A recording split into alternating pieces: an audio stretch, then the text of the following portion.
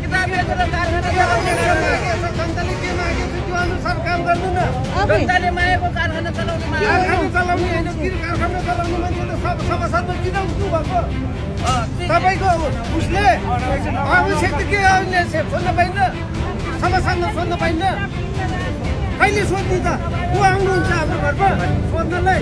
किताब बेच्ने उसको काम होइन, जानकारी हो। जनताले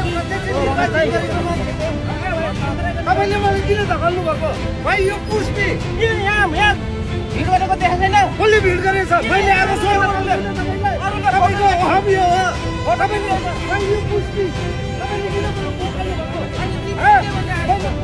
तपाईँको हालत के होला? एउटा जनताले प्रत्यक्ष निर्वाचित भिड भइरहेको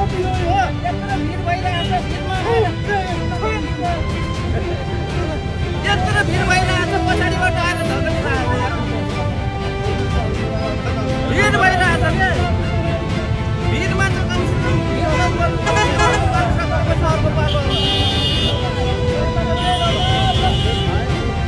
भिड मैले भनेको पालो पालो आऊ भनिरहेको छु। एउटाको पालो सकिएपछि अर्को आउने, एउटाको पालो सकिएपछि अर्को आउने हो।